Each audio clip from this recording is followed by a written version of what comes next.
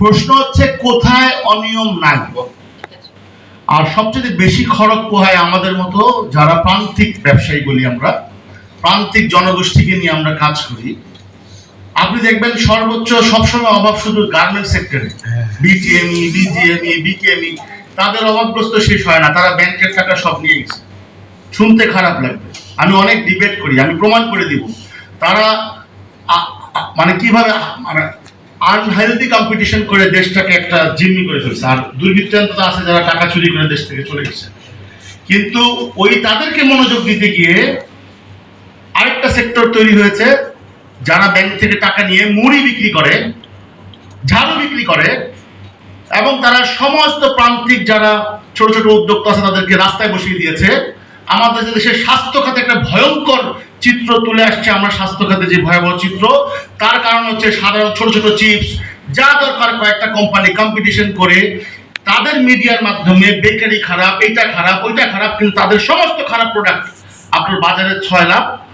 সেই বাজারে ওই প্রোডাক্ট নিয়ে কিন্তু কোনো আপনার এখন পর্যন্ত শুনি নাই বিএসটিআই বলেন কোনো ল্যাব তারা করেছে। যাক, এটা একটা বিষয়। শেষে আসি, এখন চক্রান্ত শুরু হয়েছে রেস্তোরাঁ নিয়ে। আপনি জানেন যে আমরা 2 বছর আগের 2022-23 অর্থ বছরে 4,82,000 রেস্তোরাঁ ছিল সারা বাংলাদেশে সরকারি বিবিএস এর জরিপে। আমরা গত মাসে এনবিআর থেকে একটা ডাটা যে কোনো ভাবে নেওয়ার চেষ্টা করেছি, আমরা চেয়েছিলাম, দেয়নি, উল্টো আমাদের কাছে ডাটা চায়। 10,000 রেস্তোরাঁ নিবন্ধিত, মাত্র 500 কত কোটি টাকা গত বছর রেভিনিউ দেওয়া হয়েছে। এটা শুনে আমি নিজেও শক। আমি সরকারের বিভিন্ন ফোরামে বলেছি, এতদিন আপনাদের কথা শুনেছি, আপনারা আমার কথা শুনেন, আমার কথা শুনতে হবে। আমার বলতে আমার সমিতির কথা। আমি 4 থেকে 5 গুণ ভ্যাট এই নেক্সট জুন থেকে বা জুলাই সেশন থেকে নেক্সট জুন পর্যন্ত আদায় করে দিব। যদি আদায় করে দিতে না পারি তাহলে যে কোনো ব্যবস্থা নেবেন। সমস্যা হচ্ছে যখনই আপনি বিরোধী দলে থাকেন বা অন্য চেয়ারে থাকেন, তখন আপনি আমাদের কথা খুব মনোযোগ দিয়ে শুনেন এবং আমাদের ব্যথায় ব্যথিত এবং আমাদের সাথে প্ল্যান করেন। যখনই আপনারা ক্ষমতায় যান তখন আপনাদের হাতে কোনো সময় হয় না।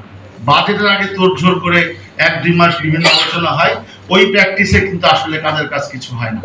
সারা বছর যদি সেক্টর ওয়াইজ যদি কোনো সরকারের ঊর্ধ্বতন যারা যারা দেশ চালাচ্ছেন, আমি বলবো প্রথমেই পলিটিক্যাল যারা দায়িত্বে আছেন, যারা ক্ষমতায় আছেন তারা, দ্বিতীয়ত যারা আমলাতন্ত্রে আছেন তারা সবাই মিলে, এবং আমরা যারা ক্ষুদ্র ক্ষুদ্র উদ্যোক্তা যারা আছি প্রত্যেকটা সেগমেন্ট অনুযায়ী, যে রেস্তোরাঁ খাত নিয়ে আজকে বসবো, দোকান নিয়ে আজকে বসবো, আজকে প্লাস্টিক শিল্প নিয়ে বসবো, তা না করে ওনারা করেন কি, লোক দেখানোর জন্য একদিনে 40টা 30টা অ্যাসোসিয়েশনকে ডাকেন, 1-2 মিনিটের বেশি কথা বলতে দেন না, অ্যানালাইসিসও করেন না।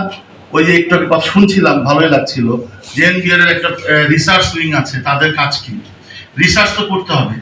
এখন আসি আমার মূল পয়েন্ট, এই হচ্ছে আমার একটা কষ্টের জায়গা থেকে, পালানোর জায়গা নাই, কারণ টাকা পয়সা নাই, পালা যায় কি করবে, আবার এই বয়সে অন্য দেশে যায় জিরো থেকে শুরু করতে হবে।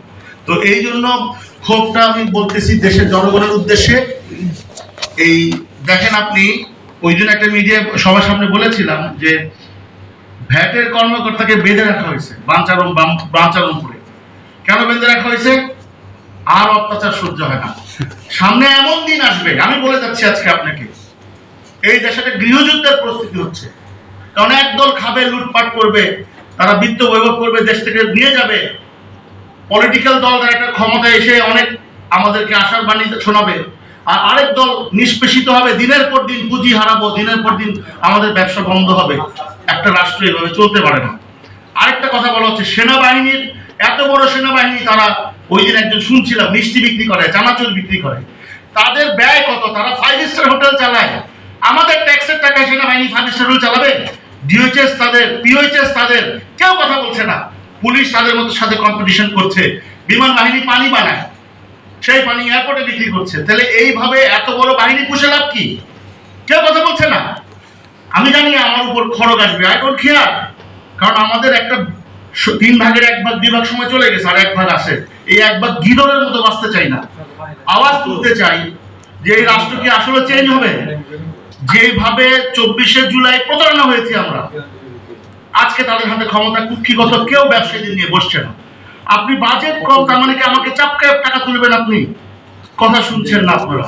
এখন আসি, দেখেন আমাদের সেক্টরটাকে একটা চাঁদাবাজির একটা হাতিয়ার বানানো ফেলা হয়েছে। এই যে 10,000 মাত্র নিবন্ধিত, বাকি 4,72,000 রেস্তোরাঁ কই গেল? এটা আপনাদের কাছে প্রশ্ন রেখে গেলাম। আমরা এবার অর্থমন্ত্রী মহোদয় ডেকেছিলেন আমার কথা বলার পরে, সেখানেও মাত্র আমরা 5-7 মিনিট উনি শুনেছেন, উনি অনেক ব্যস্ত ছিলেন। আপনি যদি কথা আমার না শুনেন আমি আপনাকে এক্সপ্লেন করতে পারবো না। আর ভয় দিয়ে আমাদের কাজ চালাতে পারবেন না। ভয় আর করে লাভ কি? কারণ আপনি তো আমার কথা শুনছেনই না। আপনি কি করে আপনি আমার এই প্রবলেমগুলো সলভ করবেন? প্রথম কথা হচ্ছে, আমাদের এখানে চিকেন ফ্রাই বিক্রি করলে 10% আপনার এসডি দিয়ে রাখছে। এসডি কেন দিয়েছে বিগত গভর্নমেন্ট, মানে শেখ হাসিনার গভর্নমেন্ট? বিকজ অফ এইখানে কিছু পত্রিকা তার বিরুদ্ধে লিখেছিল। তাদের কনসার্ন হচ্ছে একটা বিদেশি রেস্টুরেন্ট, তাদেরকে যাতে ব্যবসা মুনাফা করতে না পারে। আমরা যা শুনেছি এনবিআর থেকেই বলেছে 10% এসডি চাপিয়ে দেওয়া হয়েছে। আরেকটা বিষয় হচ্ছে 10% এসডির কারণে চাঁদাবাজি করতে সুবিধা হয়। কারণ আমরা তো এসডি দিতে পারবো না। কোনো কাস্টমার 10% ভ্যাট, 10% এসডি, কোনো কোনো জায়গায় 15% ভ্যাট, কোনো কোনো জায়গায় এআইটি, এই সব কিছু মিলে একটা রেস্তোরাঁ টিকে থাকা ভেরি ডিফিকাল্ট। তারপরে দেখেন, আমি লাস্ট একটা কথা না বললেই না, ধর্মের অজুহাত দিচ্ছে সবাই যে এই দেশে আপনি ইম্পোর্ট করছেন অ্যালকোহল, কিন্তু আপনি আবার নিজে বলছেন এটা মাদক। তাহলে মাদক কেন ইম্পোর্ট হয়? সারা ঢাকা শহর মাদকে সয়লাভ, সারা বাংলাদেশ। আপনি রাত হলে বের হওয়া একটা দুঃসাধ্য ব্যাপার। আমরা দেখছি চেষ্টা করছে গভর্নমেন্ট এই মাদকের ব্যাপারে জিরো টলারেন্স বলছে সব গভর্নমেন্টই, কিন্তু আজ পর্যন্ত মাদক নির্মূল হয় নাই। সেইখানে অ্যালকোহল ইম্পোর্ট করে আনার পরে সেটা ডিউটি হচ্ছে 600%। তো এখন আপনি দেখেন অ্যালকোহল নিয়ে কথা বলছে না কেউ। অ্যালকোহল কিন্তু বিভিন্ন ইম্পোর্টাররা নামে বেনামে নিয়ে আসছে। সেই অ্যালকোহলও যদি রেস্তোরাঁয় বিক্রি করে সেখানে 15% ভ্যাট, 10% এসডি, আরো অন্যান্য ট্যাক্স তো আছেই। তো আমার বলার উদ্দেশ্য হচ্ছে সরকার রেভিনিউ চাই, আমাদের রাস্তা দেখাতে চাই। অ্যালকোহল তো পাওয়া যাচ্ছে বাজারে, টাকা দিলেই পাওয়া যাচ্ছে। সেখানে একটা চোর পুলিশ খেলা চলছে, মাদকদ্রব্য নিয়ন্ত্রণ অধিদপ্তর তারা কিছু মাসোয়ারা পায়, মানে মাসোয়ারার একটা বন্দোবস্ত। এনবিআর একটা ওইখানে অভিযান চালায়, সেই অভিযানে একটা ভালো মাসোয়ারা পায়। পুলিশ অভিযান চালায়, একটা মাসোয়ারা পায়। মানে সবাইকে, কিন্তু এটা কিন্তু চলছে। আপনি বৈধ বার আছে, বৈধ ক্লাব আছে, সবকিছু আছে, কিন্তু অ্যালকোহল থেকে আপনি ট্যারিফ কমাবেন না। আপনি অজুহাত দিচ্ছেন কি? আপনি অজুহাত দিচ্ছেন যে এটা আমার ধর্মীয় সেন্টিমেন্ট, কিন্তু বাজারে তো পাওয়া যাচ্ছে টাকা দিয়ে। তাহলে সরকার কি হচ্ছে? সরকার বিরাট রেভিনিউ, আমরা মনে করি 10 থেকে 15,000 কোটি টাকা অ্যালকোহল থেকে রেভিনিউ আপনার চুরি হয়। অ্যালকোহল কিন্তু কনজিউম বন্ধ হয়নি, অ্যালকোহল কিন্তু আপনার প্রোডাকশনও বাংলাদেশে হচ্ছে। তাহলে কি হলো? দ্বিচারিতা হচ্ছে এটা আমাদের দেশে। এটা আমি একটা ফাঁকে বলা, আমি উৎসাহিত করছি না, আমি বলছি যে সরকারের যে দ্বিচারিতা, ব্যবসায়ীদেরকে কিভাবে একটা ফাঁদে ফেলে চাঁদাবাজি করা যায়। এবার আসেন ভাই, সরকারি বন্ধ করে দেবো। জি, 1-2 মিনিটে শেষ করবো। আমাদের দেখেন রেস্তোরাঁয় আপনি একটা অফিস চালান, আপনি যদি এখানে কোনো রেস্তোরাঁয় অর্ডার দেন আমার এখানে খাবার সাপ্লাই দাও, তাহলে 15% ভ্যাট, সাথে আবার 5% এটি। আপনি যদি আবার ক্যাশ দিয়ে রেস্তোরাঁ থেকে কিনে নিয়ে আসেন তাহলে 5% ভ্যাট। আপনি বলেন তাহলে আমরা কই যাবো? এই একটা বিষয়। আপনি আসেন যে রেস্তোরাঁ যারা বিভিন্ন ক্যান্টিন আছে, যত বাংলাদেশে স্টুডেন্টরা খায়, বিভিন্ন ওয়েলফেয়াররা খায়, সেখানেও কিন্তু ভ্যাট 5%, কিন্তু স্টুডেন্টরা ভ্যাট দিতে চায় না। আরেকটা বিষয় আছে কর্মচারীরা, যে আপনি আপনার কর্মচারীদের খাবার খাওয়াবেন, সেখানে 15% ভ্যাট, সাথে আবার 5% এআইটি। তার মানে কি? আপনার পলিসির জন্য একটা ফ্যাক্টরি ওনার তার গরিব ওয়ার্কারদের খাওয়াইতে পারতেছে না, 20% ভ্যাট আপনাকে বেশি দিতে হচ্ছে। এইটা আজকে 6 বছর 10 বছর ধরে বলতেছি, nobody want to listen। মানে আপনি আপনার কোম্পানির কর্মচারীকে খাওয়াবেন, বিশেষ করে ইন্ডাস্ট্রিগুলোতে, সেই ইন্ডাস্ট্রিতে আপনি 15% ভ্যাট এবং 5% এআইটি দিয়ে রাখছেন, এবং আবার যে সাপ্লাই দিবে তার উপর আবার একটা ট্যাক্স আছে। তাহলে সাধারণ মানুষ কিভাবে, সাধারণ ওয়ার্কাররা কিভাবে খাবে? এই হচ্ছে একটা বিষয়। লাস্ট আমরা যেটা বলি, আমাদেরকে যেভাবে ট্যাক্স নির্ধারণ করা হয় গ্রস প্রফিটের মাধ্যমে, যত আপনি টেকনোলজিক্যাল মানে ইম্পোজ করেন না কেন, কখনো ইসিআর, কখনো ইএফডি, কোনোটাই কাজে আসবে না, কোনোটাই কখনোই কাজে আসবে না। কারণ আপনাকে একসাথে সবাইকে নিয়ে করতে হবে। বাজারে যে রেস্তোরাঁ ভালো চলে আপনি শুধু তাকে দিবেন, আশেপাশের কাউকে দিবেন না। আমরা প্রথম থেকেই বলে আসছি এটা কার্যকর হবে না, আসলে কার্যকর হয় না। তাহলে কি হলো? আপনার আমাদেরকে সবাইকে ভ্যাটের আওতায় নিয়ে আসতে হবে। আমাকে এই যে এক্সপেরিমেন্টটা বন্ধ করে দিয়ে আমাদেরকে ওই যে গ্রস প্রফিটটা কিভাবে আপনি করবেন আমরা প্রস্তাব দিয়েছি যে ভ্যাটের সাথে আপনি ট্যাক্সও নিয়ে নেন, আমার 1% ট্যাক্স নিয়ে নেন ভ্যাটের সাথে, প্রতি মাসে তো আমি জমা দিচ্ছি আপনাকে ভ্যাট, এবং প্রতি মাসে আমরা ট্যাক্সও জমা দিয়ে দিব। শুনতেই চায় না, কারণ তাহলে কি হবে জানেন, মানে ওই যদি ঠিকঠাক করে দেয় তাহলে তো আমাদের মতো রেস্তোরাঁ থেকে আর চাঁদাবাজি করতে পারবে না।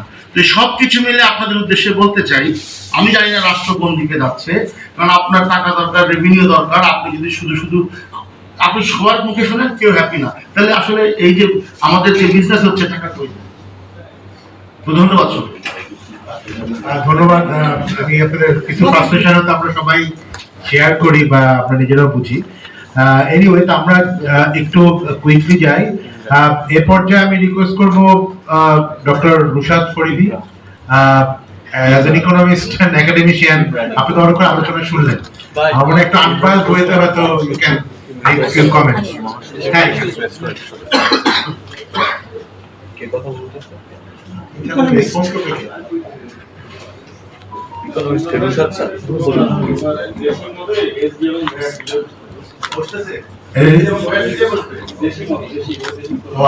মানে বিদেশি কিছু